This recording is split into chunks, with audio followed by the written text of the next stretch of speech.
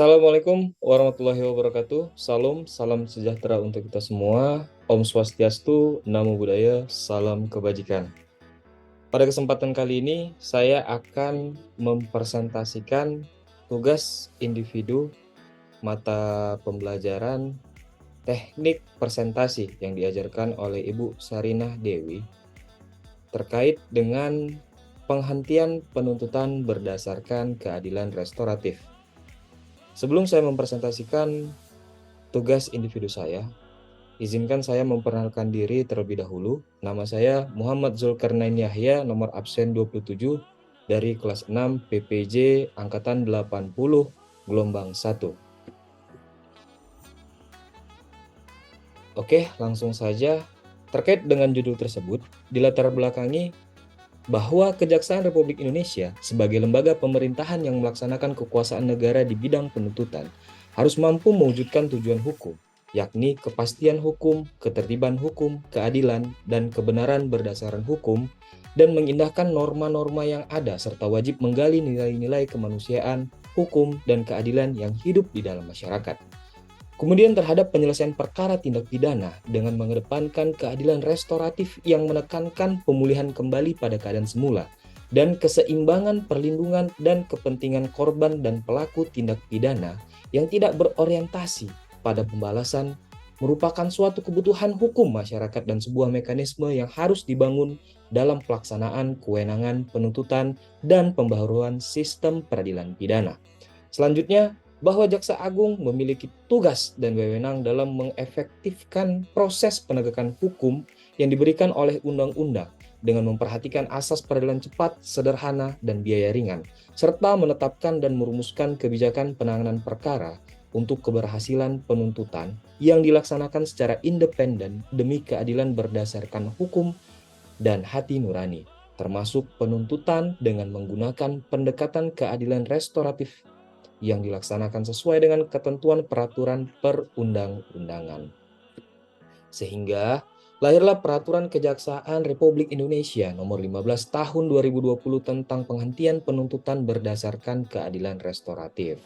Nah, apa itu keadilan restoratif? Keadilan restoratif merupakan penyelesaian perkara tindak pidana dengan melibatkan pelaku, korban, keluarga pelaku, maupun keluarga korban, dan pihak lain yang terkait, yakni tokoh masyarakat atau tokoh agama di mana tempat pelaku atau korban tinggal untuk bersama-sama mencari penyelesaian yang adil dengan menekankan pemulihan kembali kepada keadaan semula dan bukan pembalasan. Nah, keadilan restoratif justice sendiri ini dapat dikenal juga dengan restoratif justice atau biasa yang populer kita dengar singkatannya itu adalah RJ. Nah, asas-asas RJ ini yang pertama ialah keadilan. Keadilan harus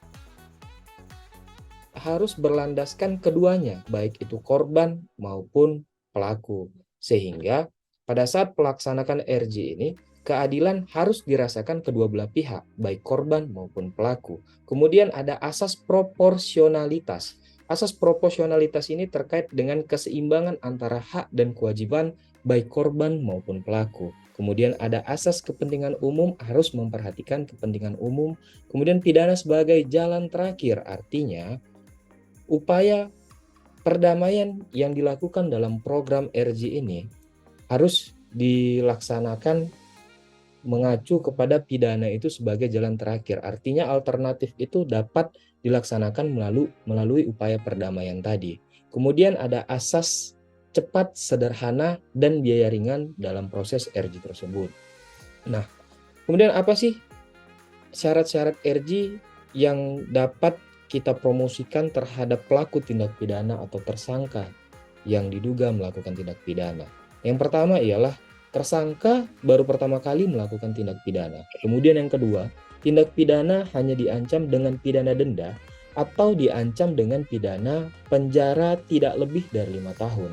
Dan tindak pidana dilakukan dengan nilai barang bukti atau nilai kerugian yang ditimbulkan akibat dari tindak pidana yang dilakukan oleh pelaku tidak lebih dari Rp2.500.000.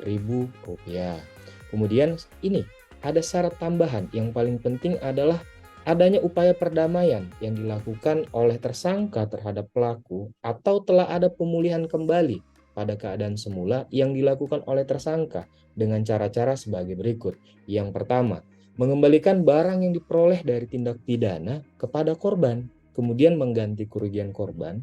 Selanjutnya, mengganti biaya yang ditimbulkan dari akibat tindak pidana dan atau memperbaiki kerusakan yang ditimbulkan dari akibat tindak pidana. Kemudian telah adanya kesepakatan perdamaian antara korban dan tersangka. Nah, ini stretching point-nya di sini atau titik penentunya ini. Kalau tidak ada kesepakatan perdamaian antara korban dan tersangka, maka program restoratif justice tersebut atau RJ yang digaungkan oleh Jaksa Agung tidak dapat dilaksanakan. Dan yang terakhir, mengingat masyarakat harus merespon positif terhadap kegiatan RJ tersebut. Nah, pemenuhan syarat penghentian penuntutan berdasarkan keadilan restoratif justice atau RJ tersebut digunakan sebagai pertimbangan jaksa penuntut umum untuk menentukan apakah perkara tersebut dapat atau tidaknya dilimpahkan ke pengadilan. Oke, selanjutnya kita masuk kepada upaya perdamaian. Nah, kapan upaya perdamaian itu dilaksanakan? Upaya perdamaian itu dapat dilaksanakan maksud saya, apabila penuntut umum pada saat proses tahap 2 atau penyerahan tersangka dan barang bukti kepada kejaksaan, apabila perkara tersebut dinyatakan layak atau telah memenuhi syarat untuk dilaksanakan upaya perdamaian atau RJ tersebut, maka penuntut umum dapat mempromosikan hal tersebut kepada tersangka. Kemudian melalui pendamping tersangka tersebut, baik keluarga, tokoh masyarakat, bahkan penyidik, kita harus menjelaskan terkait dengan upaya perdamaian tersebut. Apabila tersangka mau, boleh langsung untuk ditindaklanjuti oleh pihak masing-masing. Selanjutnya terkait dengan tata cara atau proses perdamaian ini. Setelah jaksa penuntut umum mempromosikan upaya restoratif justice tersebut, JPU atau jaksa penuntut umum dapat melakukan pemanggilan setelah pemeriksaan tahap 2 tadi, baik pemanggilan terhadap tersangka maupun terhadap korban. Kalau pemanggilan dilaksanakan terhadap tersangka, meliputi juga harus dipanggil pendamping atau keluarga dari tersangka, kemudian tokoh masyarakat dan tokoh agama yang letaknya itu atau berkedudukan atau domisilinya berada di lingkungan tersangka. Begitu pula dengan korban. Kemudian jaksa penuntut umum di sini diposisikan sebagai fasilitator ketika para pihak yang diundang tadi datang ke tempat yang telah ditentukan sesuai dengan undangan tersebut, biasanya di kantor Kejaksaan Negeri atau cabang Kejaksaan Negeri setempat.